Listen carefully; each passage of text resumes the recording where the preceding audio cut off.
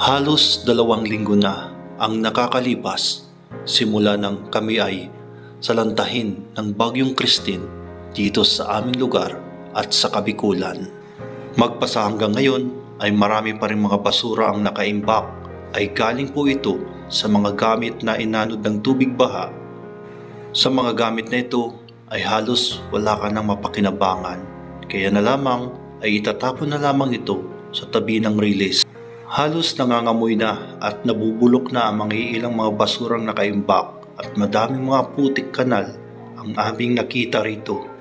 Matagal-tagal bago humupa ang tubig baha dito sa Barangay Triangulo, gawa nga ng problema sa drainage at mga nakabarang mga basura, kaya ito ang dahilan ng pagbabaha at pagbagal ng paghupa ng tubig baha.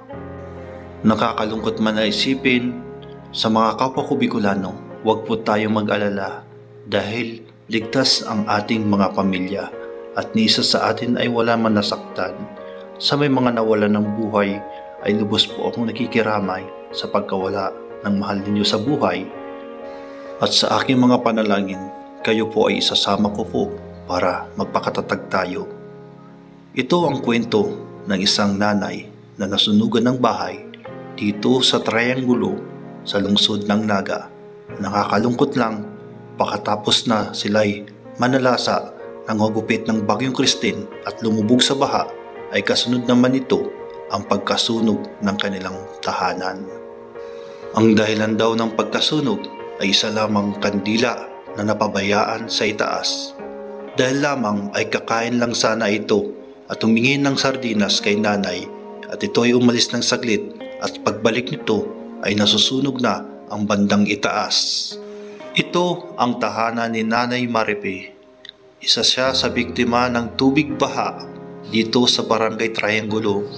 Ngunit nakakalungkot pagkatapos ng paghupa ng baha at kasunod naman ito ngayon lamang November 10, 2024, dakong alas 8 ay tuluyang natupok ng apoy ang bandang itaas ng bahay ni Nanay Maripe. Itong bahay na to ay pamana di umano ng kanyang magulang. Halina't pakinggan natin ang hinaing ni Nanay Maripe. Yun po, magandang araw po mga kalingap, sagap. So andito tayo sa Barangay Triangulo at nakita ko to sa post ng aking kaibigan ni si Alex Estrada. Shout out sa iyo, Kaplugan. So yan, nakita natin, nabalitaan natin yung nangyari sa kamag-anak niya na nasunugan daw ng bahay. So hindi natin alam kung ano po yung cause ng sunog dito, at nandito tayo para maibigay po tayo ng yung ukay-ukay po na galing po doon sa kamilya. Shoutout kay Banji. And then po pumunta ko dito at kumusta natin yung kalagayan, at meron pong panawagan po si nanay na na gihingi po ng kahit ano pong tulong, bukal po sa inyong kalooban. So ito, nakakalungkot lang po itong triangulong nito ay inabot din po sa ng tubig baha. Lampas 2 tao po yung lalim po rito. After po binaha ay nasunugan. So ano pong pangalan niyo po? Maripe po. Maripe po? Bunyag po. Yan po, siya po si Nanay Maripe Bunyag. So ano po nangyari po rito sa inyong tahanan? Ano po kaya sir, si tugang kong bunso, nagsakat, nagagat siya kung sardinas, mga kakandaan. Totally sir, yung kaming ilaw dyan sa taas. Ngunyan po sir, si agom ko, nagluluto kaming pamanggihan. Ngunyan, binayaan niya si kakano niya, binayaan niya si kandila niya, sinulo niya. Ngunyan po sir, si aki kong panduwa, nagbaba. Ngunyan, may nadangog na lang po kami, nagtumba. Nailing kang aki ko, naglalaad na po ang taas mi. Ngunyan sir, naisakat mang kutak ang agom ko, dikit pa lang si kalayo, naghahagad po siya sa muya ning tamong nabasa, tay susuklob na duman sa kutso na dikit pa lang kuta ang kalayo. Kaya po sir, mayo kaming istak na tubig dahil po maluyawan ang gripo. Kaya napabayaan minaman po sir, ang tahog lang kang taas kang tugang ko, halos puro lang kurtina sir. So yan po yung dingding doon sa taas, kaya madali masunog daw po dahil yung dingding po ay gawa sa kortina. Matagal na po kasi sa bahan ng bahay natin. Magmula sa magulang namin to sir. Kaya to 3 pamilya kami sir nakatira. Ilang taon na po itong bahay nyo? Matagal na po sir. Ilang taon na nila rin. Tagal na po to sir, sa umpisa pang siguro mga dalaga pa kami, mga ano pa, nandito na po kami ito na yung bahay ng magulang namin. Iniwan sa amin, kami naman 3 magkakapatid ang nakatira dito. So yung pong bahay nila is ano daw po, galing po to sa kanyang magulang. So matagal na sila dito. So ngayon nakakalungkot lang na ganito yung nangyari. After ng baha, ng Christine, So anong nangyari dito nung nakarang Christine? Wala sir, wala rin kami natirang gamit. Ubus lahat sir. Wash out. Oo, tapos sinundan pa ng sunog. Sundan pa ng sunog. Mga bandang anong oras po nangyari Alas po? 8 po sir ng gabi. Alas 8 ng gabi. Oo, dahil kakaluto lang ng asawa namin asawa ko ng pamanggihan namin sir. Hindi na nga kami sir nakakain dahil yung mga niluto namin halos naubos na na ng tubig. Halos wala na pong natira. Po sir. So halos po mga kalinga po, wala na pong natira po rito sa bahay ni nanay. Dito po sa pamilya Bunyag, dito sa Triangulo. So halos po natupok po ng apoy po rito yung mga kagamitan. Kaya po ng pangluto, yung mga damit, gaya po ng damit. Yan. Halos wala na is yung totally wash out, kumbaga mas okay po mas okay ko pa nga yung yung baha kasi pwede pa maugasan yung gamit. Pero yung sunog talaga, wala na talaga matitira, di mo na ma-recover. Ano po? So yan, ano po yung gusto niyo pong panawagan sa mga nanonood sa atin? Ito po, ano pong gusto niyo pong panawagan? Kung ako po sana maghihingi lang po kami ng tulong na kahit po magiba na yung taas ng kapatid namin dahil natatakot na rin po kami kung baka po bumagsak dito na sa bahay na namin. Tapos po gusto namin yun mapalitan yung mga bubong namin dahil yan po na ng sunog. Saka yung kapatid kong nasunugan, gusto ko rin po siya ng matutulugan rin po. Dahil ngayon wala pong natutulugan ng kapatid ko, palagoy-lagoy lang po siya sa labas. Tapos kami naman po nakikitulog lang sa kapitbahay.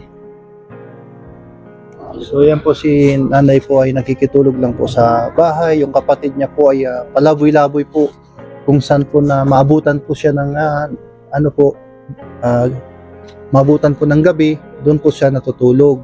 So yan po sa may mga at lalakasan ko na lang po yung loob ko po at ako po ay kumakatok po sa isang mga puso na kahit bukal po sa inyong loob po na matulungan po natin si nanay po at ibibigay po natin agad-agaran at action po na para po talaga sa kanila. Ito po talaga yung deserving na matulungan, kagaya po ni nanay. Talagang mahirap po talaga magsimula kapag talagang nawala yung lahat ng mga pinagpaguran, ipinundar, nakakalungkot po nangyari. So yan, pero napaka-importante po na kayo wala po sa inyo nasaktan. Yung asawa ko sir.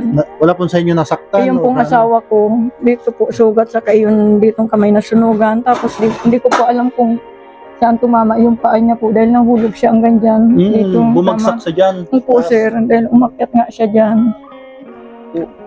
Kumusta na po siya ngayon? Wala po, di ko pa naman po napapadoktoran. Ta sabi ko, anong ko sa antitetanus, wala naman po kaming pera dahil contraction lang naman siya. Tapos yung kapatid ko nasa porter naman, kaya lang ngayon po ang porter mahina naman. Oo, mahina. Oo, kaya wala naman po kaming So yan, at sa ngayon po ay may ibibigay po kami ng damit na idinonate din sa atin at kayo po yung napili ko. At napanood ko po ito sa post ni Alex Estrada, si Cap Logan. Yan. Kaibigan ko po yan si Cap Logan. Matagal namin po yung mga katropa po namin yan, napapanood ko. At isa pong po si Cap Logan. So yan, ibigay na po natin yung mga damit po. Para So pag may nagpaabot ng tulong, agad ko kayong bibigay ng informasyon at i-chat ko agad si Cap.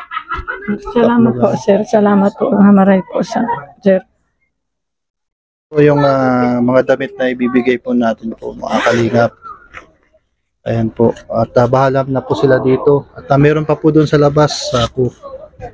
At maraming salamat po sa nag-donate at magandang loob po. At sinanay po yung deserving po talaga na mabigyan itong okay na to. At sana po ay marami pong tumulong po sa kanila kasi po deserving po nila talaga. Kahit ano po tatanggapin po namin At ibibigay po natin kay nanay yung ano po kasi talagang hirap po talaga na mawalan ng bahay, magamit, ultimong mga kagamitan sa pangluto, wala na natira. Taos puso po akong nagpapasalamat kay ate na nag-donate sa atin ng mga damit upang ipamahagi sa ating mga kababayan na nangangailangan. Pagpalain nawa ka ng Panginoon at siksik at ligalig ang ibalik sa iyong kabutihan.